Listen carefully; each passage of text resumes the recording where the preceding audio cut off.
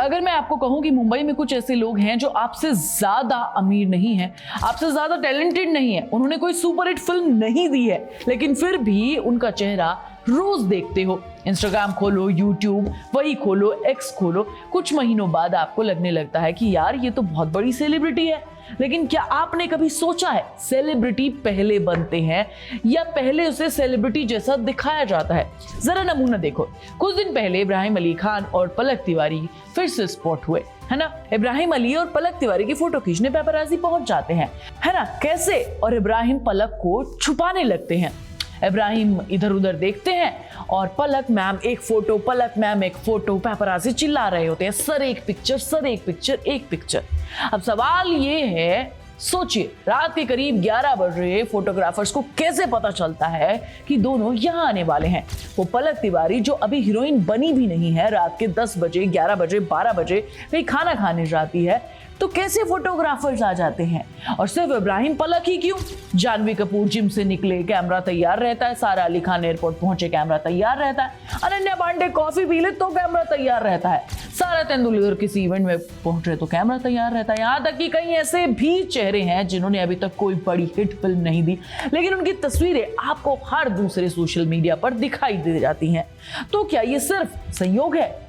क्या मुंबई में सचमुच सैकड़ों फोटोग्राफर्स दिन रात सड़कों पर बैठकर इंतजार करते रहते हैं कि क्या कोई सेलिब्रिटी घर से निकले तो उसका पीछा करने लग जाते हैं? यह पूरा का पूरा बिजनेस मॉडल कैसे काम करता है? एक ऐसी इंडस्ट्री जहां फेम बेचा जाता है, खरीदा जाता है और कभी कभी बनाया भी जाता है। यस, सही समझ रहे हैं आप। आज हम बॉलीवुड को उसी दुनिया के पीछे से झांकेंगे। तो यही कहानी आज मैं तुम्हें बताने वाली हूँ। किसी फिल्म स्टार के फैन बनने से पहले उसके पर्दे के पीछे वाली असली कहानी भी तो जान लो। तो क्या ये पेपराजी की दुनिया जहां तस्वीरें सच होती हैं, कुछ तस्वीरें प्लान की जाती हैं, क्योंकि बॉलीवुड में दो तरीके से फेम मिलते हैं। एक वो जो जनता देती है, यानी कि मैं और तुम, और दूसरे वो जो जनता को दिखाई जाती है। और कुछ तस्वीरें सिर्फ आपको यकीन दिलाने के लिए होती है कि कोई इंसान आपसे कहीं ज्यादा बड़ा है, स्टार है। आपने नोटिस किया होगा कि स्टार किड ने अभी तक एक भी फिल्म नहीं किया, फिर भी उनके एयरपोर्ट के फोटो दिख जाते हैं, लुक वायरल हो जाते हैं, जिम लुक वायरल होते हैं, डेटिंग रूमर्स वायरल होते हैं और धीरे धीरे आपके दिमाग में उसका चेहरा फिट कर दिया जाता है। बिल्कुल वैसे ही जैसे कोई कंपनी आपको बार बार विज्ञापन दिखाती है। फर्क सिर्फ इतना है, यहाँ प्रोडक्ट साबुन नहीं है, प्रोडक्ट खुद ब खुद एक इंसान है। लेकिन रुकिए, एक मिनट रुकिए। अगर सब कुछ इतना प्लान है तो फिर शाहरुख खान की तस्वीरें रोज क्यों नहीं आती हैं? आमिर खान की क्यों नहीं आती हैं? विराट कोहली की प्राइवेट लाइफ की तस्वीरें इतनी कम क्यों आती है? क्या उन्होंने कोई जादुई चोगा पहन रखा है? नहीं, यहाँ पेपराजी इंडस्ट्री का सबसे बड़ा राज छुपा हुआ है। लेकिन शुरू करने से पहले पेपराजी कौन होते हैं, ये शब्द कहां से आया है, वो सब मैं तुम्हें बता देती हूँ। ये शब्द 1960 में इटालियन एक फिल्म है उसमें मशहूर हुआ था। उस फिल्म में एक फोटोग्राफर का नाम पेपराजो था जो हर समय सेलिब्रिटीज के पीछे खड़ा रहता था। धीरे धीरे दुनिया भर में ऐसे फोटोग्राफर्स को पेपराजी कहा जाने लगा। सोशल मीडिया से पहले उनका काम बिल्कुल अलग था। तब सेलिब्रिटीज की दुर्लभ तस्वीरें लाखों लोगों में बिकती थी। ऐसी तस्वीरें खींच कर लेकर आते थे। कोई अभिनेता किसी के साथ छुट्टियां मना रहा है, कौन किसे डेट कर रहा है, किसकी सीक्रेट शादी हुई, इन सवालों के जवाब अक्सर पेपराजी की तस्वीरों में मिला करते थे। कई बार ये जुनून इतना बढ़ जाता था कि सेलिब्रिटीज की प्राइवेसी लगभग खत्म हो जाती थी। 1987 में प्रिंसेस डायना की मौत के बाद पूरी दुनिया ने पेपराजी संस्कृति पर एक बड़ी बहस छेड़ दी थी। उस समय कई रिपोर्ट्स ने कहा कि उनकी कार का पीछा फोटोग्राफर्स कर रहे थे और इस घटना ने सेलिब्रिटी मीडिया की सीमाओं पर गंभीर सवाल खड़े कर दिए।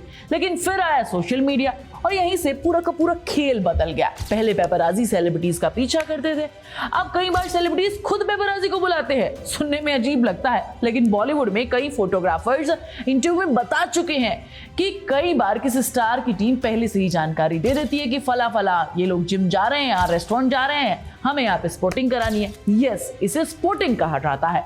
आज के दौर में दिखाई देना ही आधी सफलता होता है। अगर आपका चेहरा रोज लोगों की स्क्रीन पर दिखाई देने लग जाता है तो लोग धीरे धीरे मानने लग जाते हैं कि ये इंपॉर्टेंट आदमी है। यही कारण है कि सेलिब्रिटीज आपको हर दिन दिखाई देंगे। कुछ ऐसे सुपरस्टार भी हैं जिनकी निजी तस्वीरें साल में गिनी चुनी बार आती हैं सामने। उदाहरण के लिए शाहरुख खान या आमिर खान या विराट कोहली। इन लोगों को लगातार पब्लिसिटी की जरूरत ही नहीं होती, इनकी स्टार पावर पहले से ही स्थापित है।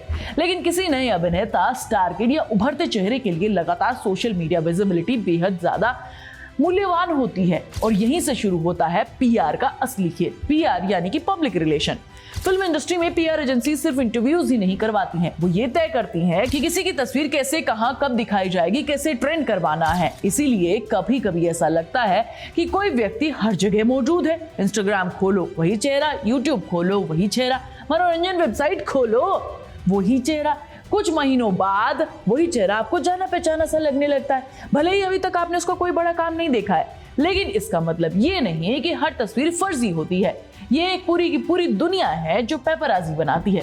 आज जहां किसी अभिनेता के नए रिलेशनशिप, किसी बड़े स्टार की कोई सार्वजनिक उपस्थिति हो रही हो, किसी बड़े विवाद पर कुछ भी हो रहा हो, लाखों व्यूज ला सकते हैं ये पेपराजी। यानी आज पेपराजी इंडस्ट्री दो हिस्सों में बंट चुकी है, एक तरफ ऑर्गेनिक डिमांड और दूसरी तरफ मैनेज विजिबिलिटी। दोनों के बीच अक्सर एक धुंधली सी लाइन होती है। हालांकि कई सेलिब्रिटीज अपनी प्राइवेसी को लेकर बेहद सख्त रहते हैं। कैटरीना कैफ, विकी कौशल की शादी इसका एक सबसे बड़ा एग्जाम्पल है हमारे पास।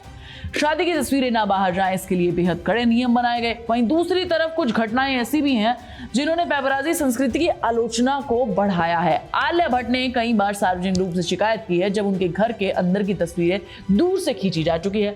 विराट कोहली ने भी एक होटल रूम वीडियो को लेकर नाराजगी जताई थी जिसमें उनकी प्राइवेसी को लीक किया गया था, सार्वजनिक तौर पर दिखाया गया था। सवाल सिर्फ तस्वीरों का नहीं है, सवाल सीमा का है।